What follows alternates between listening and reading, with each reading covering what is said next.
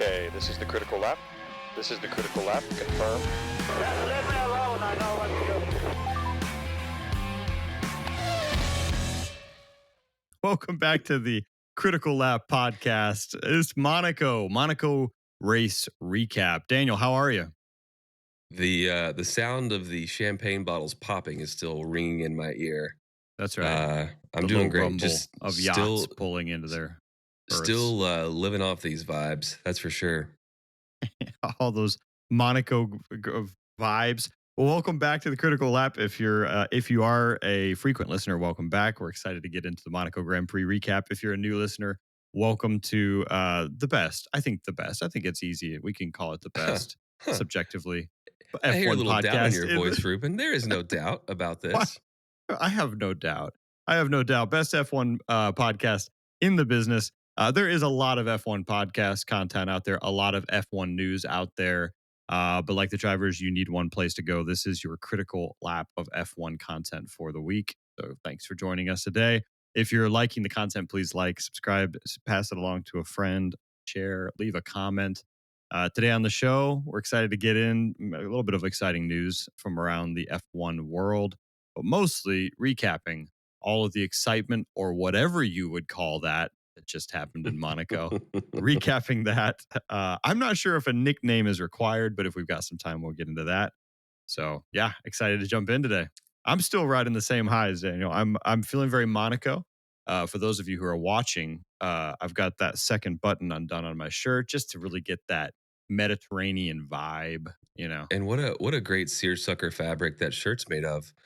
Makes me think of the seersucker hats that the Ferrari drivers were wearing. Yeah. Along with their white driver uniforms. Yeah. I mean, you can tell it's a linen shirt.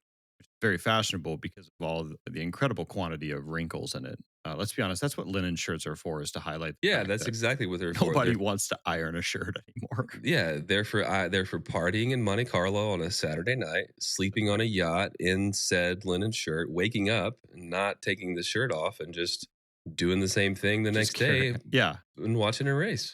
That's right. Just Jack Sparrowing it on the beaches of Monaco or the yachts of Monaco. Indeed. Yeah. Monaco is a vibe, I think, as the kids say these days. It's always fun to watch. It's exciting. I feel like I'm always really excited about Monaco until like lap 10. And then I remember it's Monaco. there might not be anything too exciting that happens from that point on. But hey, before we jump into that, let's cover a little bit of news. Adrian Newey making an appearance. I think we're going to just kind of lump that in with the Monaco Grand Prix, but making an appearance at Monaco and with like an exclusive interview. Did you get a chance to catch the interview? I caught bits and pieces of it. Wanted to kind of go back and go through it. So if there's anything that I've missed, lay it on me here, Ruben, because my takeaway from it was that he had never seen the 2025 car in person, and that he was there just kind of checking it out and seeing how the team works around it and with it. And I was kind of blown away by that, to be honest. Yeah, I love the idea that they just had him locked in an office working on 2026. He's like, can I at least see? They're like, no, you can't see it. Just focus on 2026. Mr. Newey, all due respect, we don't want to poison the well. Yeah. What a beautiful well it is if we don't want any bad stuff in there. Yeah. He shows up. He's like, so what's going on? And like at that moment, Fernando Alonso's like, I'm the luckiest driver in the world. Yeah, it was. I mean, it's a tough time to pop into the old Aston Martin garage. To be honest, in fairness to Aston Martin for keeping him focused on 2026 car, he had some comment that was sort of, along the lines of, we're rushing to make our deadline. This is going to be a challenge getting this thing ready to go by February. He had some other hints in there that not only is it a challenge, but I think his phrase was, on first glance, the rules and regulations, they leave really no options, and it feels like they've effectively designed the car for us. And then he said, as you get into it more and more, you start finding a lot of flexibility. So, that gave me a little bit of hope that we're all wringing our hands and saying 2026 is going to be rough cars. Adrian Newey's going to drop an Aston Martin out there that has some really cool loopholes built into it. Well, that sentence you just dropped on me was like a roller coaster of emotions. For it to hear that Adrian Newey thought that at first glance the car had been designed for him. Yeah. I mean, my blood pressure probably rose. We're doing it wrong. Yeah. And then when you said, but once you get into it, okay, much better. Yeah. That, or it's just Christian Horner level gamesmanship, Adrian Newey, who's like, I found a lot of ways to make this car interesting. they're all like, wait a second, our engineers told us there was nothing we could do. Yeah. Maybe a little gamesmanship. I think, speaking of Christian Horner, he commented that it was the first time seeing Adrian Newey in his all green outfit and that he looked like a giant booger. Or I think the Brits call it bogey. Interesting. Which I've always thought shots funny. fired. Shots fired, Christian Horner. Yeah. Who do you think you are? Right. Just because you have, let's be honest, one of the sharpest looking team navy blue shirts out there. They do nail it with that navy. Yeah. I mean, Williams had the navy for a minute. I think AlphaTauri had the navy for a minute. It was pretty good. But then when you see that like almost black navy that Red Bull carries, it's that is spot on. That is the navy. A good look. It's a good look. Yeah. The AlphaTauri, honestly, when I didn't realize that was a clothing line. That's a clothing line that then sort of sponsored the car. Yeah. That makes sense because their clothing line looks sharp. And AlphaTauri is now a sponsor of the full-blown Red Bull team. You'll see the name AlphaTauri here and there, car, uniform, etc. This is totally off topic, but we've talked so much about the different names for that second Red Bull car. And it dawned on me the other day how single-minded they are about naming that car. It's like Toro Rosso, which I think is just Red Bull, or in Italian, bull that is red in Italian. They had, the RB team, which they wouldn't clarify what that was. But I think we all kind of had, Then it was it Racing Bulls before RB team, now it's or after Racing RB team? Bulls. After VCarb, which was just a Visa Cash App RB. Sure. And they never clarified what RB was. It was like, it's Red Bull. It's Red know Bull. what you mean. Yeah. That's a little off topic. Someone at Red Bull was like, no, I'm not signing this check unless the name Red Bull. It's in our rules. As you can see, we don't give any sponsorship money to anybody unless Red Bull is somewhere. It's okay. Well, we got to RB. How about RB? We'll settle for RB. That'll work. That's good enough. Yeah. Well, speaking of great looking liveries, did you happen to catch some other big news in the F1 world this week? Disney has a Disney Plus F1. Tell us how you really feel, Daniel. Sorry, guys. I don't know. Does Disney belong in the same space as Formula One? No shade on Disney, a true just icon in the entertainment space. But what are we doing with Disney and F1? Ruben, I mean, what do you think this? Where did this come from? I don't know. Other than just, it does feel like we have completed the coup on F1 as America. When it's like, hey, Disney's here, Cadillac's here, we got 3 races. What else y'all got? Right? Like, shake and bake, baby. America's taking F1. Wrecked him. I don't know. I don't even know. I don't even know what they're doing. I had to Google it and say, like, so what is it? Like, what are they going to have a car? Is it like going to be Mickey and Friends for 4-year-olds to watch? Are we cartoonizing the race? I mean, they're already sort of doing that for the kids anyway, which I think is a pretty cool concept. Right. But I saw an announcement and a picture of Romain Grosjean alongside some, chief communications officer or something for Disney. Right. And I couldn't piece it together. I couldn't. Like, I guess we'll see more detail coming soon. Yeah. Probably. I don't. I mean, I would assume. Is that your Mickey Mouse voice? Yeah. Formula One. Everybody! F1's coming to Disneyland. I mean, box. Please. Should we just do the rest of the podcast in a Mickey Mouse voice? Oh, man. Yeah, don't make me break out Donald Duck. That's how I would start irritating my engineers, by the way, if I was mad with the race strategy. Just start talking in Mickey Mouse. Like box on this lap. Like, okay. I'll box. Okay. if you're just tuning in, well, we're talking F1, the pinnacle of motorsports.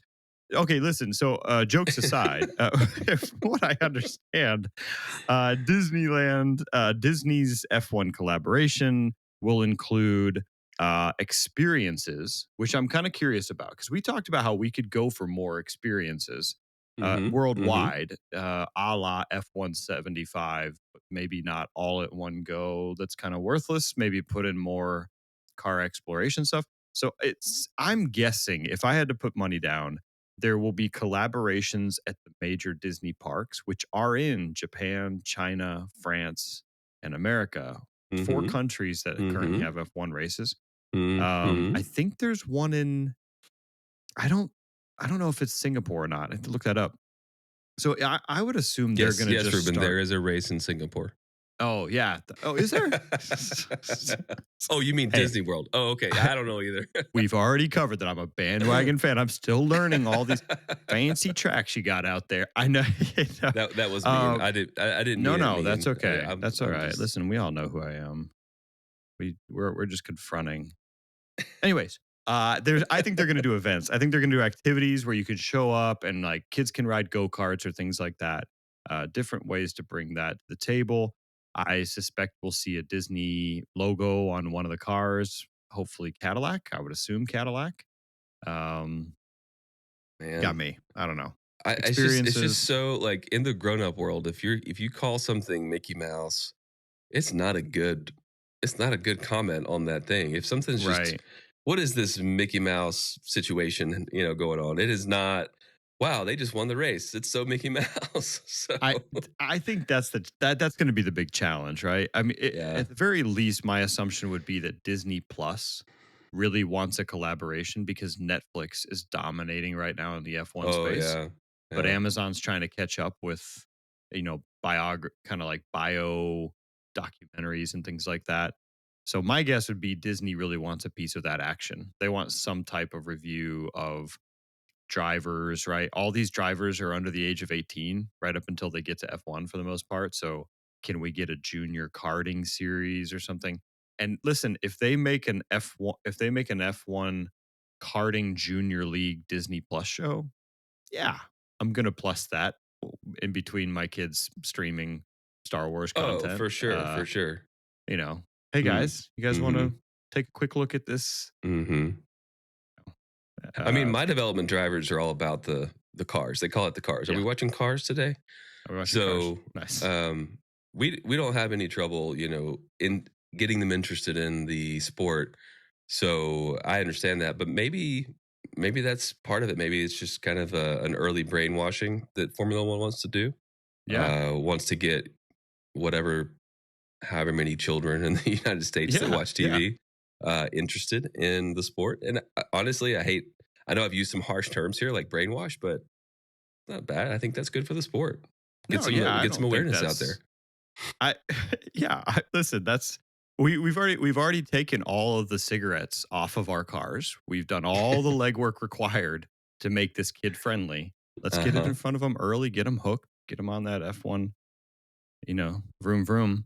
I don't know about everybody else's kids. Those of you who are listening who have kids out there, mine, they will sit down to watch, and whoever's in the lead, they'll be like, "Who's the one in the lead?" I'll be like, "Oh, that's Verstappen." They'll be like, "Well, I want Verstappen to win because that's the person in the lead." And then when someone else passes, they're like, "Oh, hold on a minute, maybe Norris." I think Norris on this one.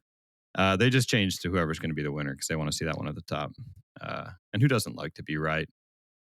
Speaking of really young drivers, kind of that early development phase, you suggested that I sit down and watch The Seat. And I would like to talk about that. I sat down and watched it. Have you seen it, Daniel? I've seen it. I've seen all 22 glorious minutes of it. How long is it again? It's not like, it's like an episode, right? It's like an episode of a series. Am I wrong there? Or does it just feel like it was? I was really happy that it wasn't. About halfway through, I was thinking, "Oh, geez, I really hope this is not a series, and I have to watch more of this."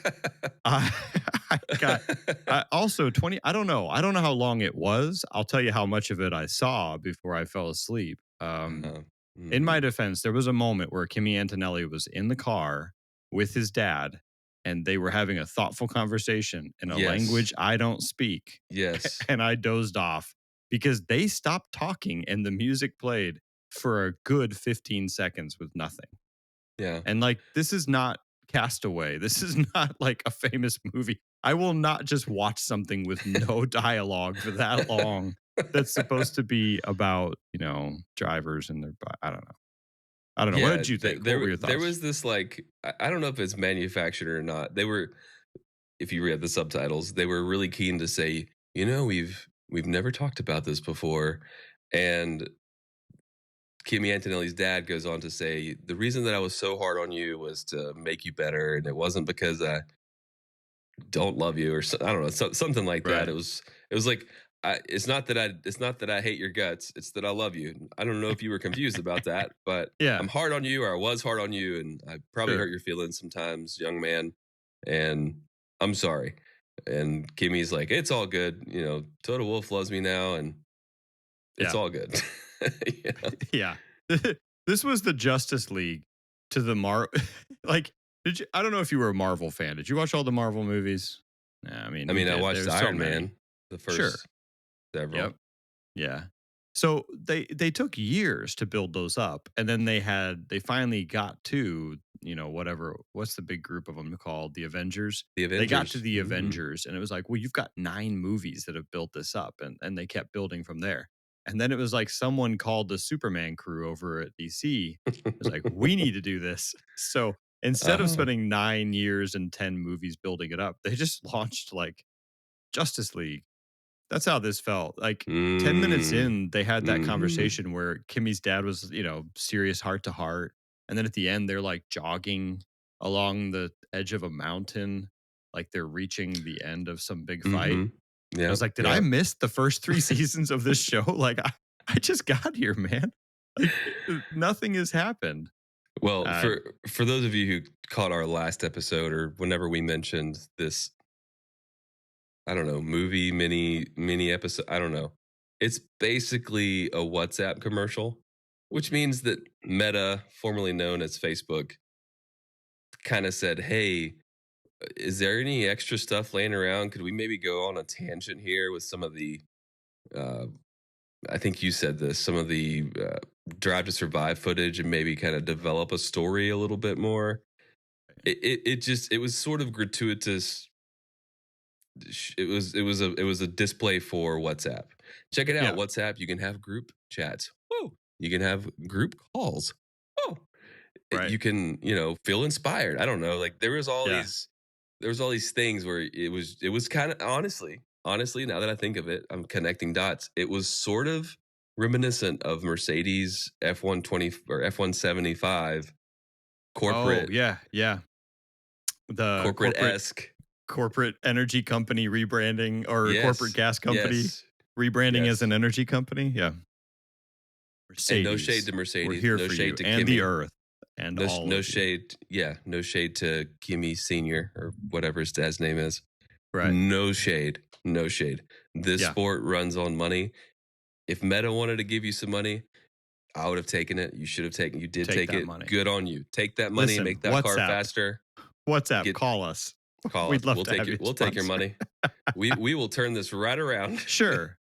Well, no, but yeah, it was Toto Wolff, like right off the bat, saying like, we set up this WhatsApp call to tell you about your, F1 seat or whatever. That was very obvious.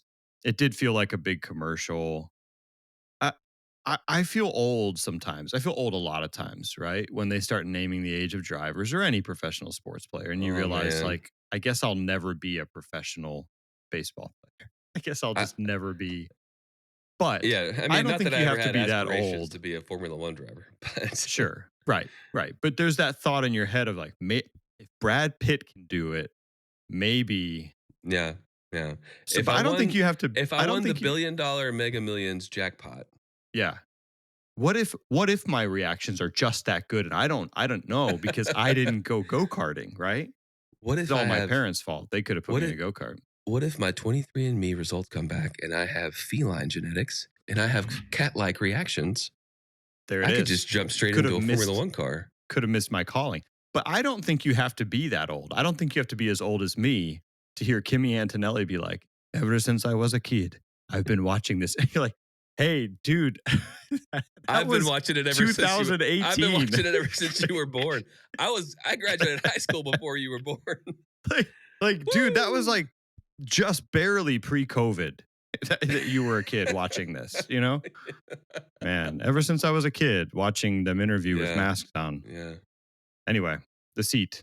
I did not find it very compelling. And it did not also it did not, what do you call that? It did not my sort of concerns that Mercedes is the evil empire. Those are just heightened by watching all the early scenes where it's just everything is black, white, and silver, and there's people just marching in all black. Mercedes, Yeah, and then they would pan to like Kimi, and he'd be like on an Italian hillside, like playing with his family or something, and then back to Mercedes. We have to name somebody immediately. It was intense. Mercedes, we see you.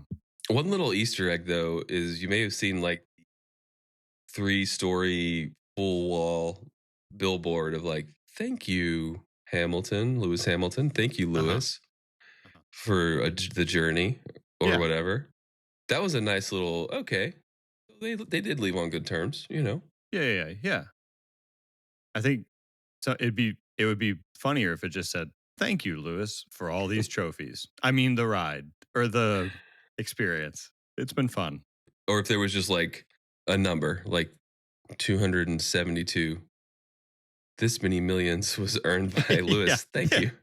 Thank you, Lewis, for these millions. This is it's probably more in the billions, honestly, after how many years with the team. This is how much money Sir Lewis Hamilton brought to our team to pay for these fast cars and our botched wind tunnel testing in 2023. Right. I mean, there's just so many of those coming. I mean, given all the height of F1 and given what happened with Drive to Survive and what's probably going to continue going with F1 in terms of its growing global popularity, the next 5 to 10 years, we're going to get a lot of the seat type videos, right? Ferrari's going to release one soon. Maybe VCarb will get one, and they'll do an entertaining one like the one on the streets. You know, do you know about this team? Whatever thing. Because I mean, there could be some that are worth watching for the entertainment value. I agree. I was expecting to learn something in the seat, and all I learned was that WhatsApp is trying to be Microsoft Teams now. That WhatsApp is still there and very popular, mostly in Europe. And I agree. I would watch a VCarb Racing Bulls one. In my mind, I'm picturing like The Office, where they get all the leftovers from Red Bull, and it's just sort of chaos at the racing facility, right? But they're like really happy because they're succeeding beyond everyone's expectations with a fraction of the budget. Guys, we are 80% there on the 2022 Red Bull car. Yeah, we're almost there. I don't know how this is happening, but they are sending us all the blueprints. We're getting all the spares. Right. We might win a championship this year, guys. Like, should we just build the 2023 car? Yeah, maybe. That wouldn't be a bad idea. No one would be mad if we copied that car, right? We are still Red Bull. Is Racing Bulls, is that our perfect transition into the Monaco Grand Prix? It feels like it might be. Guys, this podcast is about Formula One racing and this weekend's race. So why don't we talk about that? I think we're just trying, like the FIA, to bring a little bit of excitement to the Monaco Grand Prix. Listen, I gotta say, let's jump in. Let's jump into Monaco here. I don't know what your immediate reaction was, but I wrote down that was really fun. Like, there was a lot of excitement and chaos. I don't know if I want to watch that again, but that episode of Formula One was very enjoyable for a viewer. I'm guilty of saying things on the weekends like, babe, qualies. Sure. Kind of like, hey, this is important. I'm watching it. I don't want to rewind it. Babe, I'm guilty of that. I've never done that during Monaco. I'm right. I'm going to come clean here. On occasion, I have fallen asleep during Monaco because it's early. I mean, it's early for a Sunday. Right. Depending on when you watch it, it might just be whatever, and it could just be that boring to where There's no it's like just jets doing flyovers and stuff, you know. Yeah, there's no cars driving faster than other cars. There's just a line of cars. So I was really grateful for the change up from the FIA because it really did make it more of a puzzle. It made it more of like, okay, they're not going to get around each other. The cars aren't going Right. to get around the other cars. Right. It was, hey, how good are these drivers at driving it on the razor thin edge and not? There's no such thing as going unless it's like 2 chicanes the whole track. There's no such thing as going outside or going over the limit or over the line and just having a lap disqualified. Because if you do that too much, if you're trying to shave the corner off of a turn or go over the apex a little bit, you're actually in a wall, and it's very punishing. So it's very driver skill oriented. You have to do it for 78 laps. You have to do it with cars in front of you and behind you. You have to do it through blue flags, through pit stops, etc. So that's one aspect of it that can get old because you're not really feeling it. You're not in the driver's seat every time. But you have to respect the fact that these guys are doing this really tricky thing at pretty high speeds over and over and over again. But number two, it is such a challenge for the game theory aspect of strategy. It's such a challenge for these teams to be taking into account all the different outcomes that could happen. Just like we saw with Verstappen going all the way to the end before pitting for the second time, which was required, which, if you didn't do any research before, and I don't even know when the FIA announced this, but when I found out, I was like, okay, this is kind of cool. So anyway, those two things to me were really highlighted this time in a way that I've never seen or hadn't seen highlighted in a while at Monaco. So I agree. I thought it was very exciting. Well, and I do like races where I can armchair engineer, and I can say, oh, they should have pitted him, or what was that? So there's been races, and probably a lot of you who are fans out there kind of enjoy saying, well, why'd you pit Piastri first? You should have pit him and then pit Norris, or why don't you give him DRS so you can maintain this gap? I do also, though, enjoy ones like this where when they change the rules up, things are happening so quickly, it's hard to keep up. And it feels like I'm reading a book for the first time or watching a movie I don't know the ending to, where teams are pitting and I'm trying to work out, like, was that a good choice? Was that a good option? Why isn't Mercedes splitting the cars? Why don't they pit one and then pit the other one? Or, all through this race, I was asking myself those questions. Sometimes the answer would be, oh, maybe they should have. And then sometimes at the end of the race, like in Mercedes' case, they had a rough race. But at the end of the race, Toto Wolff kind of clarified there wasn't really an option. Like we could have split them and it really wouldn't have worked out any better. That's kind of enjoyable to me from time to time. It is fun to play engineer, but it's also fun just to have the rules kind of thrown out and be second guessing how it's going to work. So I'm not sure when they put the announcement out, though. Yeah. I'm glad every race is not like Monaco. Honestly, I like the faster races in general. I like higher speeds. Right. I like to see those cars on their absolute margin, extreme margin of performance. So doing it in this kind of format, and I get it. There's not really much you can do other than just keep that track.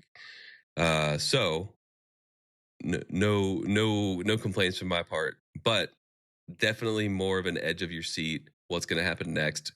What domino is going to fall? Because that's really what it is. It kind of made me watch the race from a much more global perspective, and definitely guilty of being like, hey, get out of the way, babe. I'm trying to watch this. I know it's Monaco, but like this, I'm actually into it. And in the past, I've tried to kind of make a deal out of Monaco where I have people over to the house and we, watch or whatever. I'm glad no one was at my house today because I would have been the worst host ever. I would have just been sitting there silently, just glued to the screen. I had people at my house today and it was difficult. I had to keep running over the screen to like point to names and be like, see, because if he stops right now, it's They were very kind. They didn't say stuff like, shut up. I don't care. Cars go fast. I feel like, so we jumped over here because of Hadjar. or I say Hadjar because of Racing Bulls. Racing Bulls had a great race. They did figure out a really good way to create those gaps and so forth. But to start the race, Hadjar started in 5th, Hamilton 6th. I think that's right. He qualified 6th, right? And then some grid penalty got him up to 5th. Yeah, that's right. I could be he mistaken. Technically started higher, and then Hamilton started 7th, and Hadjar started 5th, and then they ended up Hamilton 5th, Hadjar 6th. Yep. And I think, okay, Daniel, I want to play the legendary pit wall producer Chris B through this together. I was going through the driver interviews. This is a perfect example of Hamilton. Keep in mind, qualified 7th. Well, higher than that, but got kicked back before the penalty. Started 7th, ended 5th, went up to spots. Hadjar started 5th, dropped 1, and this was their reaction to what? This was their post-race reaction. All right. No, it's miserable. I'm really happy. Unless you're first and in the lead, it's not that fun. I had a lot of fun, a lot more fun than today. Anything but first is kind of empty. Great teamwork, perfect weekend for me. Perfectly executed. Okay. That's jumping back and forth between Hamilton and Hadjar. I'm going to throw that again. Hamilton kicks this off. Ready? No, it's miserable. I'm really happy. Unless you're first and in the lead, it's not that fun. I had a lot of fun, a lot more fun than today. Not that fun. Like if you're not first, you're last. It was no it's fun really at not all. that fun. Hadjar's like, it was a lot of fun. 6 was amazing. 6 was so much fun. I mean, I feel like that perfectly encapsulates, like, was it a good race? That entirely depends on who you ask. Oh yeah. Like for Norris, not really, but kind of, yeah, I got the win, right? But kind of annoying, got stuck behind Verstappen, a little scary there. For Charles Leclerc, no, like he knew when he didn't qualify first, this was going to be the result. Right. Piastri, same thing. Verstappen, yeah, kind of knew the deal. Didn't feel like it worked out particularly well for anybody. Hadjar, fantastic. What a race. Yeah. Well, McLaren hadn't won the race, hadn't won Monaco since 2008. And the driver who won it for them in 2008 was none other than Sir Lewis Hamilton. So he has experienced the high of that weekend and coming out on top. And I'm sure that when you're in a red car like that, a team that won it last year, I guess your expectations would be a little bit higher. But I guess, but he did say in that interview, though, a few seconds later, he said, even when you're in the lead, it's not that fun. Which I feel like was a little bit of bitterness carrying over in Sir Lewis Hamilton's. Yeah, and I hope Lando wasn't having fun, because if he is, oof. Right. Again, a little bit of gamesmanship there, like, yeah, but I bet if you won, I bet you'd be smiling right now. Oh yeah. And it was interesting to hear Lando talk about how it was hard, how he was a little worried when he was getting smushed between Leclerc and Verstappen, and he didn't know if he should try to back Leclerc up or try to fight, go on the offense with Verstappen. Yeah. But this is a race where do not wait for Drive to Survive. If you didn't watch it, go back and watch it. Go back and watch qualifying and then the race, because they won't be able to capture the panic. We don't have this one queued up. The panic in Norris's voice where he said, "Where's Piastri? Like, or where's Oscar? Like, is he coming? Like, where's Oscar? I need some help. Help." He had quick for those of you who haven't seen it. Sorry, the spoiler alert's already there. But Lando Norris trailing behind Verstappen. The pit stop strategy. It was a mandated two-stop race by the FIA. This was determined, it looks like sometime last week. Verstappen there was no point in pit stopping. You can't blame the guy. He was in first place, but had to pit. He had a 48-second gap to Hamilton. So he could have pitted twice and come out in 4th place where he ended up finishing. Yep. So there was just no reason for him to pit. He just held first place, held up Lando Norris, and made Lando Norris sweat. Yeah, the reward for his risk would have been a red flag. If the race stops, or if something happens, which tends to happen on a street circus where somebody hits a wall or, pops a tire because they grazed a wall or whatever. Right. So stranded vehicle on track, wreck on track, whatever. If they had to stop the race under a red flag, they would just pull all the cars into the pit lane, they get if you want to switch tires, you can, which obviously everybody switches tires, and then they restart the race in the same order. So basically, it's a free pit stop. You don't even there's no time lost. You just keep the position. And Verstappen would have won. So even Assuming, down to although the last, I found myself wondering what happened if they said the race wouldn't restart. Like if it was a messy enough crash that they just said, that's it. That would be a good question to investigate. I think that there could have been some sort of, you came into the pits and to like, even if you were just going to do a rolling start or something like that, or do a warm up lap, a formation lap would tick off one of the laps to line back up. So even with something happening right at the very with a red end, flag, I think you could call he it. had a chance to win. He had a chance to win. It was making his two closest rivals sweat. Right. All they had to do, all Leclerc had to do, was push a little harder, knowing he's not really in the championship battle. So why not try to push a little harder and get first place? Take Norris out, possibly crash with Piastri, and Verstappen would have walked away with a first with his top three competitors. Sorry, George Russell's not in that mix. So three of his top competitors. Yeah, and I agree with that. I do think there's like a spirit of sportsmanship that would keep him from doing something like that. And one thing about Leclerc is this is way more meaningful to him. Not only is it a home race, it is almost a neighborhood race for him. It is almost as he's driving the track, he can look at apartments and say, I think I know somebody that lives there, and my best friend in high school is from over in that building. And he's a monogas driver. And this is a city state. This isn't even like a, I don't know. I don't know how to compare it size wise. I was going to say Luxembourg, Liechtenstein, Andorra, San Marino. I think it is very, very small compared to all of these. And so if you lived there, if you grew up there, and like you're from there, you are from a neighborhood basically. It's a small community. This is that thing where you meet somebody from Canada, and then you're like, "Oh, do you know?" I know one other person from Canada. Do you know Joe Thompson? And they're like, "No, why would I know? It's a big country." There, you might actually know them. Like, you're from Monaco? Yeah. Do you know Joe Thompson? Yes, I do.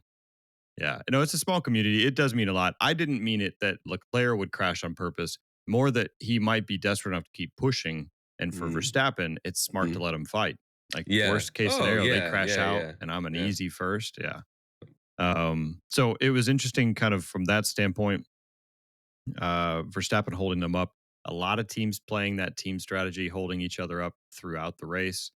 I thought it was really interesting that each team did this. Mercedes got really frustrated by certain drivers holding them up. So Mercedes got really frustrated that Williams was holding them up. I didn't really hear anybody on the radio frustrated that Lawson was holding them up to get Hadjar space, but everybody was frustrated that they were held up by everyone else. Most of the race was some interesting stuff at the front, a few crashes, and then a long train of anywhere from 4 to 7 cars just cruising around, being lapped every so often by the leaders. So the holdups, I didn't love teams being able to create big buffers between themselves and other drivers to let their lead driver get out far enough to pit without penalty. That did feel frustrating to me, and I was totally on board with Russell, to be honest. When let's be honest, he just purposely skipped that corner on the chicane. Jumped in front of, I think it was Albon at the time, that he'd been following for 50 laps. Just jumped the curb, cut in front of him, took the penalty because he didn't want to be behind that Williams anymore.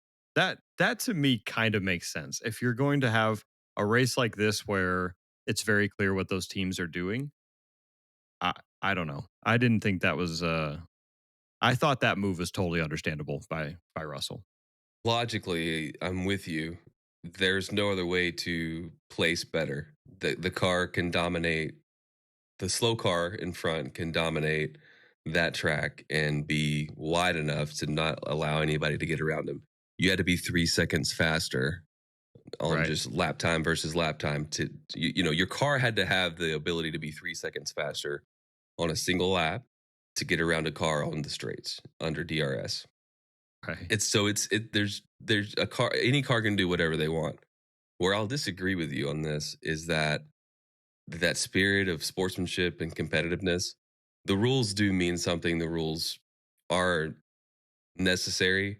And for the director of the Drivers Association to say, you know what, whatever with these rules, man, and just say, and he sort of tried to fabricate this Albon is driving dangerously thing to sort of, I don't know, start. I don't know who he thinks he's fooling here. Everything is recorded. There's telemetry. There's all these things. I disagree with the way he went about it. I think he could have just owned it and said, I'm going to do this because the rules say that there's nothing against, or for this specific race, I think that there could have been, the FIA director could have said, and by the way, we're going to have our eye out for people who are intentionally driving slowly. But they implicitly or explicitly did not call that out, leaving it open for, okay, you can play the team game. You can hold people back so that the other driver has time to build a gap, pit without losing spots, like you said. So those were the rules of engagement for this race. And to me, to say, oh no, I can't handle it, it's too much for me to handle, and then break the rules the other way and suffer the rules of, it's not really rules, but just the discretion of the stewards to penalize. I mean, I don't think I have ever seen a drive-through penalty. I've seen it a lot. I think it's a big thing in MotoGP, but I don't remember the last time I saw a drive-through penalty in Formula One. So to me, the stewards were saying, "Oh, buddy, that was an intentional breaking of the rules. There was no gray area in that. We're giving you the worst thing we can, which is not quite disqualifying mid race. It is, and I think he just still placed a few positions ahead versus what he would have if he'd stayed behind Albon. But it's basically the most damage that they can inflict on someone's race is saying you have to suffer the stop or the pit stop time loss without actually getting tires. Yeah. So to clarify, Russell passes Albon, lap 52, I think it was. Passes him by just jumping over the curb, jumping the chicane, and then accepting the penalty. The penalty was a drive-through penalty, and then I think he took a time penalty at the end as well. I might be wrong about the time penalty at the end. I remember them mentioning that he had taken 2 penalties at the very end, that they had effectively tried to penalize him, like you just said, to say, don't do that again. I think Toto Wolff, though, claimed that it was still a net positive for Russell, that he still finished it higher than they thought he would. Yeah, but maybe that's just marketing, just to say this is how we justify what happened, or to try to prove that the rules were dumb, right? Well, that's what I was going to say. I agree with you. I think the way Russell did it, I didn't love, right? Trying to claim that you couldn't stop or you couldn't make it or something like that. It's a little bit like back when Verstappen, I think I think it was Suzuka. One of those where he jumped out front, cut the corner, made some excuse, and then accepted his time penalty. And we talked about it, right? Yeah. Just do it. Just do it and accept the time penalty and say, those are the rules. I'm playing within the rules. Penalize me. I'll take my licks. It couldn't have been Suzuka, but one of those early races. It feels similar to that. I don't love that Russell tried to pretend that there was a crash pending and instead didn't just jump the curb and say, some of these rules are benefiting you, some of these are benefiting me. But I do like the fact that they put these rules in place. Oh, sorry. So then he was penalized. He was penalized with a drive-through penalty, which is just literally pitting, but not stopping for new tires. You just have to drive through the slow lane, pit stop and then pull back out with no fresh tires. That's a drive-through, yeah. So you have to slow down to the max speed limit of the pit lane for the duration of the pit lane, and then rejoin the track. Basically, just a walk of shame down the pit lane.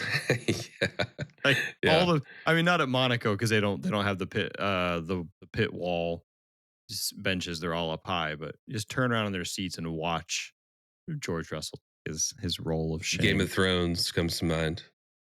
Yeah, shame. There's a lot of that, right? Because all the other teams just playing Hodor and holding up all the other drivers trying to pass their teammates. So I was kind of okay with it. Listen, all the other drivers are playing within the rules, right? Here's the rules. Here's what you have to do. fine, I'll back everybody up. My teammate will jump out ahead. We'll get more points for that. I kind of like okay, fine, I'll jump the chicane, take a 5-second penalty, and not give the place back, or change the rules to your point. They could have very easily put, what is it? Failure to follow the race director's instructions on minimum lap delta time. That would have been, that's an instruction that never matters and that usually David Coulthard makes fun of whenever they call it out, which is basically you can't go too slow during qualifying or something, or practice maybe even, because it can be dangerous if you're just crawling along the track. Well, several years ago, one of the tracks where it's really, it might have been Monza, it might have been, it was I think it was a European track. Basically it's one of these where there's just a sweet spot and everyone tries to hit it, and because everyone tries to hit the sweet spot, people creep down the pit lane, and there's a traffic jam in the pit lane, and they want to jump out the pit lane just at the right time to get the right spacing between the car that just passed. And what happened was basically the clock ticked to 0.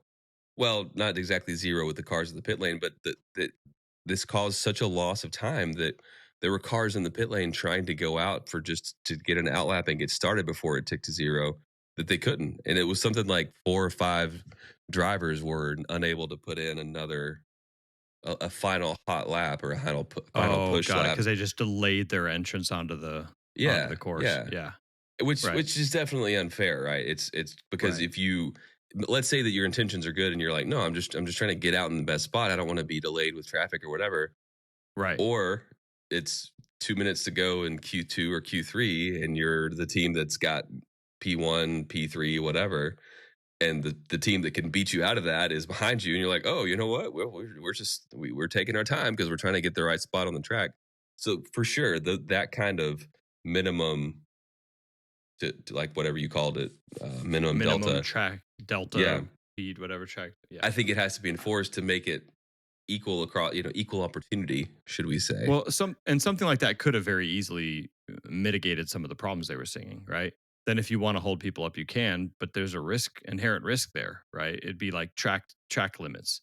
If you slow down so much that you hold up the whole line, but you're over whatever the rule is, 107% of the time, you do that 2 times or 3 times and you get penalized. Yeah. Well, how much is that worth doing? Something like that could help fix it, I think. But we should jump back to some of the positives. I do think there's some huge positives. One, Hadjar had a great race. He had a great reaction to his race, to his results. Really positive. He's fairly outgoing and bubbly.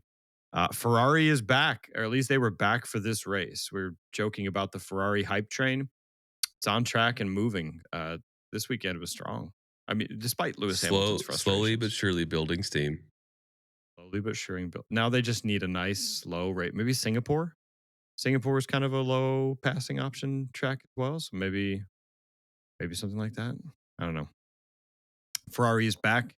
I thought they both had a great run. I do want to give a shout out to a friend and a Critical Lap listener, Evan, who today, he knows my rule about no spoilers, and today he knew I hadn't seen it. He looked at the results and he said, and I quote, must be an interesting race given that outcome. Now, I think he was trying to throw me off the scent and make me think that something happened that shifted it, because they finished the way they started. But technically, that's crossing the line on spoilers. Then I kept waiting for them to all crash at the end there. But I kept thinking Hamilton's going to jump to the front. He's 45 seconds behind. These top 4 cars are going to crash. Hamilton's going to take the lead. I thought he had a great weekend. That's Leclerc the problem with ambiguous clues, is that you start to anticipate something big or so. Like in your mind, you're like, what could be the craziest thing to happen here? Yeah. And how did the outcome that I've been, what that scent that was, I just caught a whiff of something that happened. Right. You start, and then it leads to disappointment. So it's like a double spoiler. Yeah. It's not the worst kind of spoiler, but no, I'm going to call him out for a flag on that one. It's not the kind of spoiler where you just don't watch the race, but yeah. it is a spoiler nonetheless. Yeah. No, but it was still a good race for Ferrari. I was thinking at any moment Leclerc was going to get done, and we were going to see something truly fantastic from the Monegasque driver. Either way, Ferrari had a great race. Hadjar had a great race. Leclerc almost had the win in the first turn when Lando Norris just fully locked up on that first turn. Almost had it. That one moment could have changed the entire outcome of the race. They said too, like, I hope he doesn't have a flat spot. He had a flat spot. There was no way he didn't have a flat spot after that lockup. He locked up for like a good 50 yards going into that turn. 50 meters for our European and international fans out there. 50 paces for all you people from the 1800s listening. Right. Did you hear, who didn't have a good race, and we've been waiting to have a good race. Did you hear Alonso? Poor Fernando. Poor Fernando. Yeah. I thought he was for sure going to get points this weekend. Yeah. Just didn't work out. A good race right up until his engine just died. I do have my favorite radio message from him. Push now, Fernando. I know I haven't given you much info, but just keep pushing now. I'm going to cover Hamilton. Keep pushing. I can't push now! Ooh, that touched a nerve. That touched a nerve. I can't push now. So I think that he was saying, hey, guys, there's a chance for me to maybe do something here. Should I do it? And they were like, no, not the strategy. Then they pitted him. And they were like, okay, would you mind pushing a little bit? And he's like, are you kidding me? Yeah. No. Now? Now? Now you want me to push? Oh, poor guy. Total engine failure. I think he clarified after the race that they had a battery issue, so they were losing 150 horsepower, which again is a little bit sad when he says we lost like 150 horsepower with the hybrid battery problem. That doesn't really matter around Monaco, but finally the engine just died. Right. Yeah, you just like Daniel Ricciardo when he won it 2018, whatever year it was. Yeah. I think I'm incorrectly said on one of the previous episodes that his transmission was stuck in third gearbox, for those of you in Europe, was stuck in third gear, but I think it was like one of the power units, MGK, whatever, passive energy harvesting, whatever it is, that wasn't giving him what he needed, and he was still able to finish the last 20 laps in the lead, just because it's that kind of it's that circuit. Yeah. I mean, I think it is difficult to be super excited about the Grand Prix going forward when a driver of Alonso's caliber can say, I lost 150 horsepower, which doesn't really matter around this racetrack. Yeah. Right. I don't know. That still causes some concern. Hang in there, Alonso. I'm sure you're gonna get it done. I think one of my favorite quotes, radio quotes as well. I don't have this one. Is Verstappen when he said, "My shifts." I'm gonna say that nice and clear. My shifts feel like Monaco Grand Prix 1972, which is oddly specific. I don't know. What has he driven a 1972 car? Is he just guessing? He talked to his dad. His dad raced in like the 90s, right? Yeah, totally. There's a really good chance that he has actually driven a 1972 era Formula One car. Or I think as the commentator said, there's a good chance he's done it a lot or enough to know on a simulator or in his esports series. Gotcha. I mean, it didn't seem to bother him too much, but then again, half these cars could have been half broken, and we probably wouldn't know given the way the Monaco Grand Prix played out. It was lap 45, 46, 47, right in there with Russell and Antonelli with no pit stops, just rolling along behind the Williams, where I started thinking, what you doing, guys? You gonna pit or? Well, another funny thing about Antonelli is he had a bit of a wild race. Just, we saw what happened on lap 1, which I think we're going to get into in a second. But he also pulled the same move as Russell right after Russell pulled it, and then gave the position back after the penalty. After Mercedes realized that the penalty was very, very, very severe. Did they wait for the penalty, the damage first? Because Antonelli, I felt like he locked up and slid across that chicane. It was a little bit more a little bit more of a lockup and scary moment for Kimi Antonelli, if I remember that rightly. Yeah, I don't know if it was a lockup or not. I don't think it was. I think he was just trying to time the passing of Albon just right to where he could just shoot straight through that chicane, kind of like Russell did, and not have to worry about being alongside Albon when Albon came back around or when it was coming back up to speed. For some reason, I thought he just couldn't make that. Like, it looked like his was a little bit more of an emergency. And then I thought he gave it back pretty fast, but maybe they already kind of knew the game. The jig was up. You could be right. I thought it took him a while to give it back. And they even, the Formula One TV guys even went as far as to broadcast the radio message from the team to say, okay, hey, give it back. We don't want that penalty. Okay, maybe I just missed that as I was trying to point to my guess. Which... I do remember the replay showing him kind of grazing up against the wall. So it did seem like he wasn't, like he was avoiding something, but I really think he was just right there. Wow. Oh, Gasly. Oh. Gasly did not make that apex. Well, I don't know. We don't know what Gasly would have done. Well, maybe, I mean, Kimi was pretty punchy. Kimi had almost the only pass. He did have the only pass. Yeah, Bortoletto had the only pass. Yeah, Kimi and Bortoletto. I've got that one. It was a last minute lunge. Yeah, let's see it. Let's see it. Well, because you asked me about this one. So Crispy pulled this up for us. Rookie on rookie, and the Mercedes moves backwards up the inside again. Lovely stuff. This is Kimi taking the position back from Bortoletto. Yeah. So Bortoletto somehow got around him in the hairpin. Right. Ballsy move. Lap one. Going downhill. This hairpin turn is the reason for these cars having to be different in this race. So they make the brake duct smaller. They move the suspension pieces around because the front wheels actually have to articulate. Right. Yeah. The front wheels actually have to articulate a lot more because of this turn where Bortoletto gets around Kimi. So Kimi basically waits for him to get around him, moves to the other side, and does a lunge down into the next turn. They called it a racing move. They called it a racing incident. What happened to Bortoletto ended his race before he even completed the first lap. But to me, it was a pretty aggressive lunge. You didn't see anybody else try to take a spot in that turn. It's happened before, obviously. But it's happened when someone... Wasn't the Ocon Gasly incident from last year? Same spot. Yeah, exactly. It was it was both Alpines. They got... Yeah. Yeah.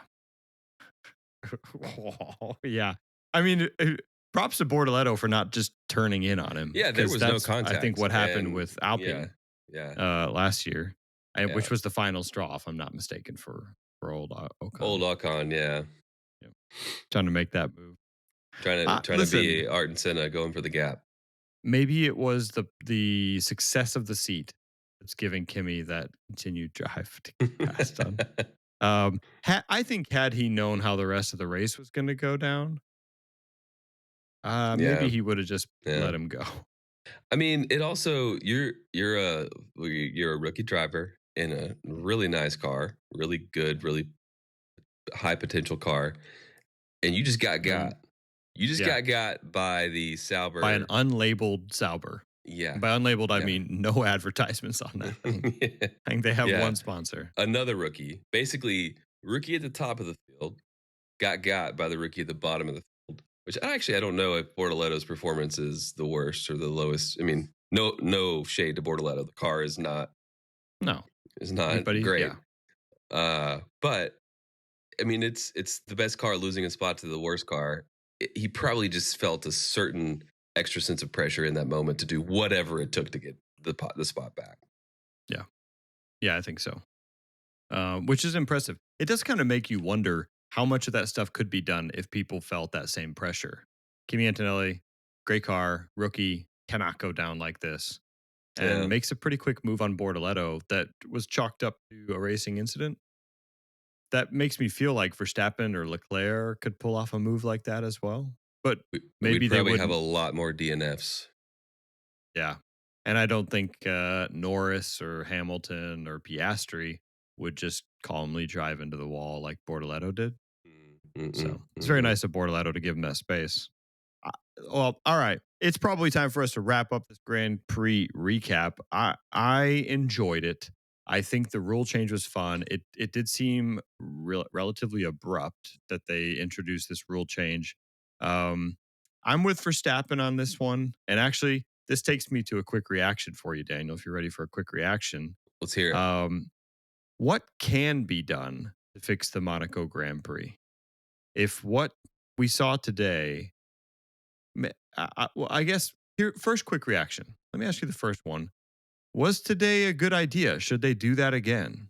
Mandate a 2-stop strategy for Monaco Grand Prix?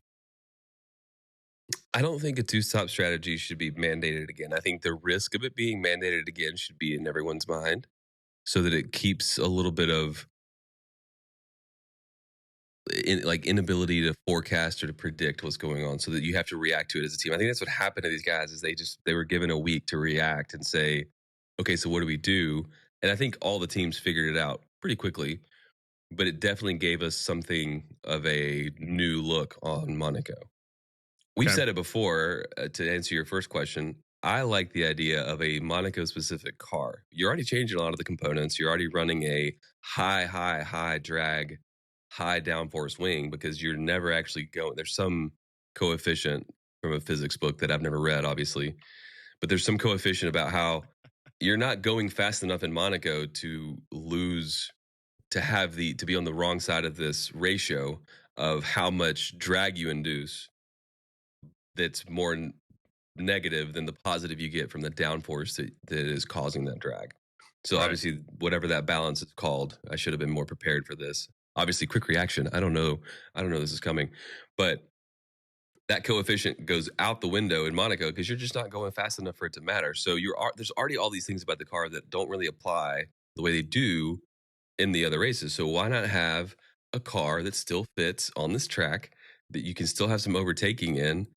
Maybe or maybe not made out of Legos. I don't know. Just kidding.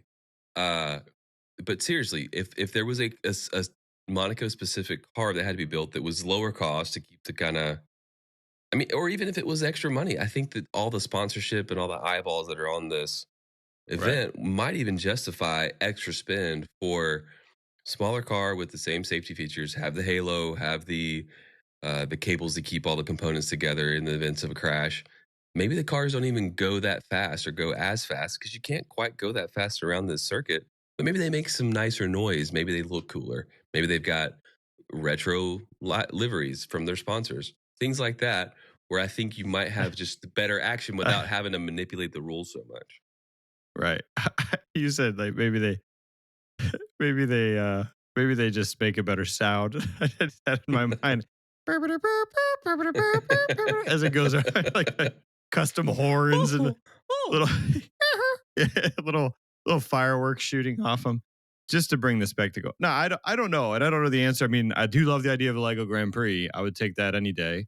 I have several suggestions. One would be they just turn this over to Disney and say, welcome to the party. We need some better cars from Monaco, and see just hey, Haas, you get the Mickey car. It's red, black, and yellow, and everyone Williams has to drive the car with these big Mickey gloves. You don't get to push any different buttons on your steering wheel. Yeah, that's just why not liven it up. Another idea I had was they should be allowed to use other streets in Monaco. See what happens. Just open up the whole downtown area and let them choose. Do you want to go down some stairs and pop out on this? Monaco is spending billions of dollars to expand, I think, into the sea, into the Mediterranean a little bit to expand. I think they're building structures out over, they're filling in ocean or whatever to build some structures. Not sure. Just push a little more rock off the edge. Exactly. So there's some of that happening. There may be a different tunnel that you could go through. I don't know. Maybe you could climb the hill a little bit higher. There's more than those streets in Monaco for sure. I just was like seeing that first car chase scene from the first Jason Bourne movie. Just like going down little tight, narrow streets with stairs, right? Get your front wing up off the ground. I actually have you ever seen, so Verstappen had a comment, he was joking in his post-race interview, like maybe they put some banana peels out there. Like maybe you get a little Mario Kart, right? Or something like that. And he was joking around about that. But there are go-kart tracks where I think you told me about this. So maybe I'm telling you something you know, where there are digital attacks that you can apply to the other drivers, right? So you're driving around these electric go-karts that are controlled by a central computer. If you get within range of the cart in front of you and you quote unquote throw a red turtle shell at it, Mario Kart style, it causes the car in front of you to lose horsepower for a short amount of time and allows you to make the pass, and vice versa, like dropping things behind you. They could do that, a digital version of like an attack where your opponent could take away your DRS for a lap or drop you 150 horsepower. And listen, That I know we're all laughing, but that seems like a good idea to me. It sounds silly at first, and then you think of every DRS train you've ever seen at every circuit that you can have a DRS train, and it makes me think, what an interesting way to break a DRS train. If you could do DRS plus, where you have DRS, but someone else in the train is deactivated from having it, to where you can sort of get something else to happen there instead of 15, 20 laps with the same thing, you know? I think we just found a great reward for fastest lap. You took away the point, fine. But if Hulkenberg wants to pull off 2 laps left in the race, the fastest lap, and stock up red turtle shells, and then it's some race in the future.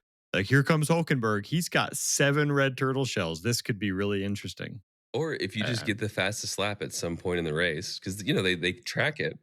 If you've got the little purple dot next to your name, it's not a dot. It's like a little timing clock thing. You get like a little banana peel to drop it. You get this feature until someone else gets a faster lap, because there's more than one faster lap throughout the race, but you have to use it in that race. Yeah. It just gamify it is what we're saying. And you could have the announcers have all kinds of stuff they come over the top. Hulkenberg, what do they always say? Kill streak. Kill streak. Flawless red victory. turtle shell. Take down. Yeah. Add some fun. Yeah, we've been saying that would gamify it. Absolutely.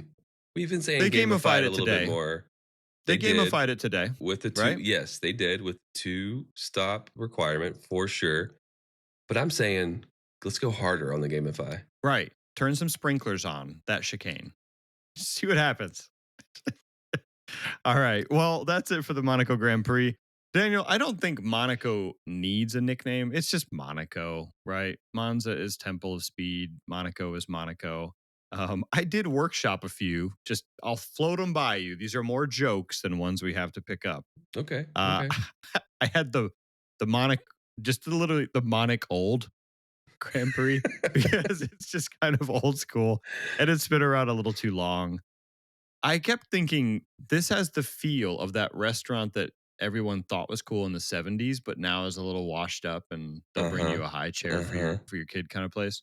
So just in general, I had, MonacOLD Grand Prix or MonacOLD Spice Grand Prix, the Monotonous Grand Prix, Monaco Grandpa, just the Monaco Grandpa. But I feel like these are all a little harsh. So I'm just throwing them out there.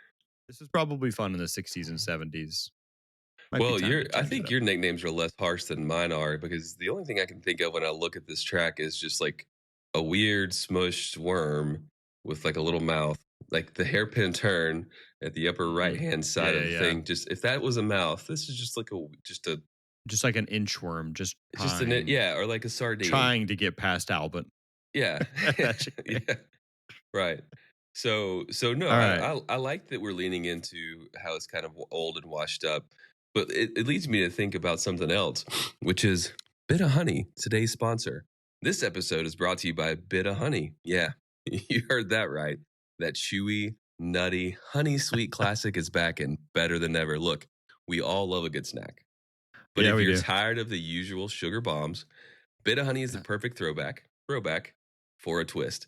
It's made with real honey and roasted almonds. No fake stuff, no over-the-top sweetness, just good nostalgic flavor in every bite. Personally, I've been keeping a stash at my desk, and let's just say the one more piece excuse, it's still working for me. Whether you're powering through emails or just need a moment of chewy zen, bit of honey hits the spot. So next time you're at the store or scrolling online, or the Monaco Grand Prix, or at the Monaco Grand Prix, and feeling a little out of touch, out of time, treat yourself to a little honeyed happiness, bit of honey, the sweet you forgot you loved. I can feel our video stream getting that sort of haze of like the nostalgic film with like little imperfections in the side. Yeah. I can also feel our Yeah. subscriber base just like lowering by the second. Yeah. Listen, subscribers, if you don't like Bit of Honey, that's Please. okay. There's still time. We're doing the best we can. Yeah. I like it. Monaco Grand Prix, sponsored by Bit of Honey. Okay. All right. Well, we'll workshop some of those. We'll see what we think. Maybe we'll give Monaco a little time, but waiting in the wings, Monaco, is the MonacOLD Vice Grand Prix and sponsored by Bit of Honey. So get some sprinklers on that chicane. You know, let's have some fun. Anything. Yeah. Give the light system to Valtteri Bottas. Let him play with the reds and the greens. Oh, yeah. Ooh, I mean, maybe that would be fun. Mandatory one stop, but you can't use your engineers to change your tires. You have to bring fans in. That would be a great Grand Prix. I would sign up to change some of those tires for sure. Can you imagine if the fan base for Hulkenberg like swapped his tires out fastest and the man won the Monaco Grand Prix because of a bunch of, Yeah. Talk about driver of the day meaning something. Yes. Yeah. Did I see flashed up at one point that Kimi Antonelli was driver of the day? I can't remember. They said driver of the day, and at one point I saw Kimi Antonelli's name and panicked for a second and was like, "Come on, guys, let's try to be a little less obvious about our favorites here." I think it ended up being though, one of those Leclerc top threes. All right, well that wraps it up. It's been another great episode. Monaco Grand Prix recap going into the Spanish Grand Prix next week. Grand Prix. Next weekend, Daniel, you probably have a better Gran way to say Premio. Gran El Gran Premio de España. And looking forward to that. We got two Spaniards, Sainz and Fernando, will be in their sweet spot. So. The unluckiest driver in the world and the other the smooth operator. There we go. What's smooth operator in Spanish? Is it any better? I'd have to think of the word for smooth in Spanish. Because I know the word for like straight. That's your homework. Smooth operator. This is back when we tried to translate hammer time into Italian. And the Italians were like, I don't know. You've already ruined Mario. All right. Well, that's it for the Grand Prix. That's it for the Grand Prix. And that's it for the Critical Lap. Thanks again for joining us on this episode. Please take a moment to like and subscribe, add a comment, send us a note, let us know what you think, and share with your friends. Thanks, as always, to the legendary Pitwall producer, Chris P. And thanks to our favorite candy, Bit of Honey. And we'll see you next time on the Critical Lap. See you next time.